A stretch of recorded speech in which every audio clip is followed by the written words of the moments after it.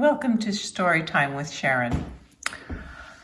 I'm going to read a book that was given to me by my mother many years ago called The Porcelain Man. She lived in Newport, Oregon, and that's where the author of this book lives. And he signed it for me, so I'll show you that. It's called The Porcelain Man by Richard Kennedy. It was published in 1976. And here we go. The Porcelain Man. He wrote, "When I was 16, I loved a girl named Sharon. But never mind, this is for you." Dick Kennedy.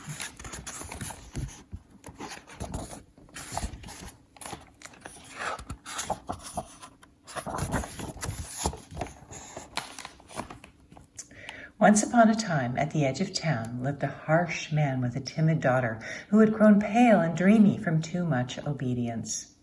The man kept the girl busy and hardly ever let her go out of doors. "You're lucky to be inside where it's safe and sound," he said. "It's a dog-eat-dog out there. The world is full of bottle snatchers, ragmongers, and rat robbers. Believe you me." The girl believed him.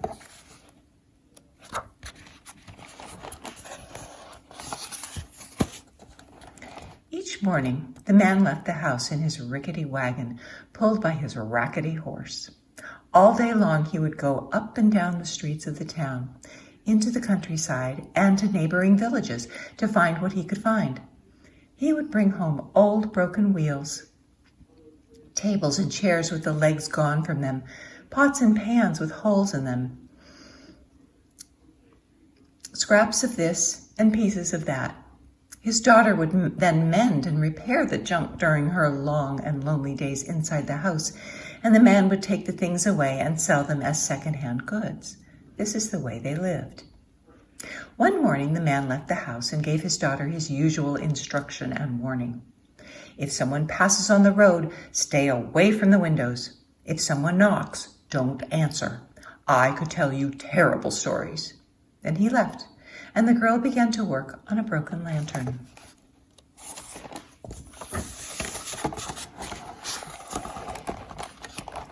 Now, this morning, some good luck happened to the man.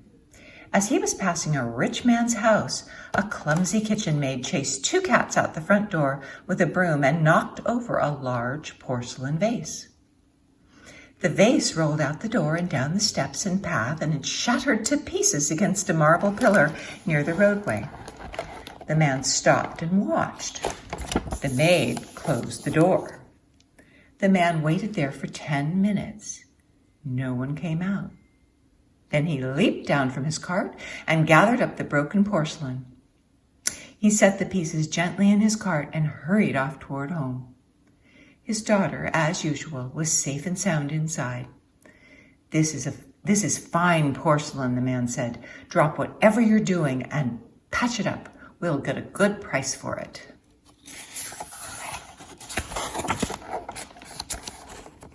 It was early in the day yet, so the man left again to see what else he might find. He remembered to pause at the door and say, "Stay inside. Terrible things are going on out there. Dog eat dog. The devil take the hindmost," and so forth. Then he left.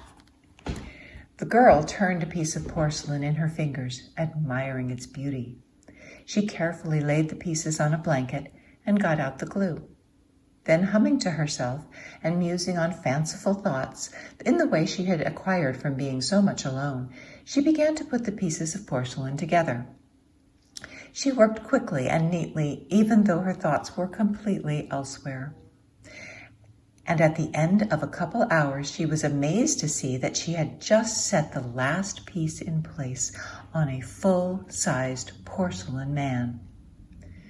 And at that moment, the porcelain man spoke. "I love you," he said, taking a step toward the girl.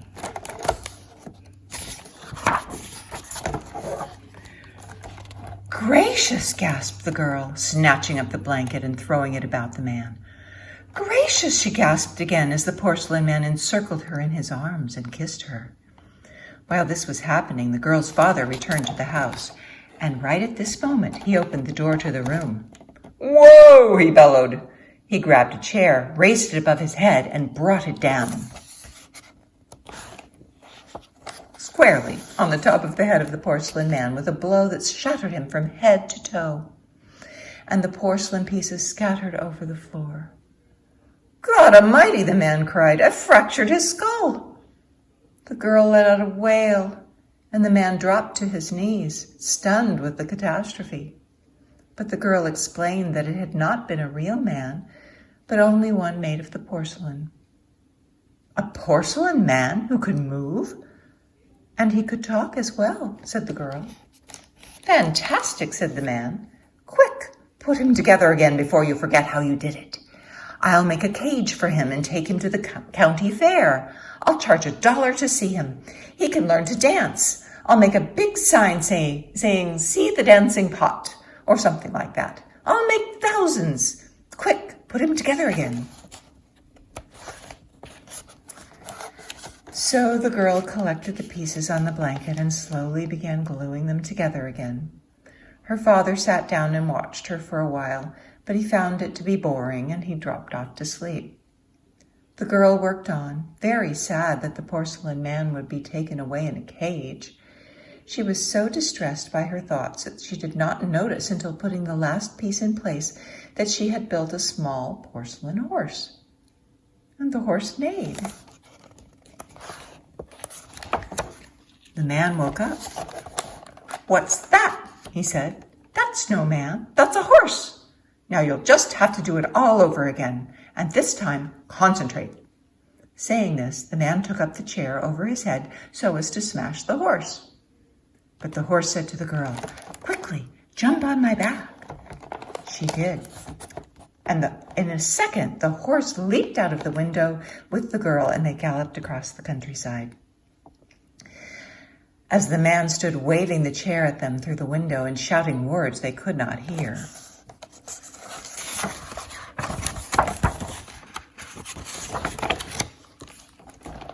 After running for several miles, the horse stopped in a small meadow in the center of which stood a tree. "Get down," said the horse. The girl did. "Now," said the horse, "I will run into the tree and break myself to pieces, and then you are to put me back together as a man again." Then the horse added, "Remember, I love you." And before the girl could say a word, the horse dashed toward the tree and crashed into it at a full gallop and broke into hundreds of pieces. The girl cried out and then sat down under the tree and wept, for she had no glue. Now on a path nearby came along a young man pushing a wheelbarrow.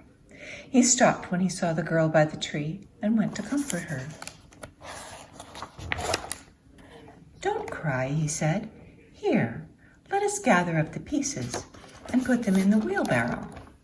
And come along with me and we'll fix everything almost as good as new." So they loaded up the broken porcelain and they went to the man's cottage and spread the pieces out on a blanket. "It must have been a beautiful set of dishes," said the man, and he began to glue some pieces together. They talked as they worked and told each other all about themselves. The girl admired how well and quickly the young man worked with his hands, and in a short while they had put together 12 dishes, 8 saucers and teacups, 6 bowls, 2 large serving platters, a milk pitcher, and 2 small vases.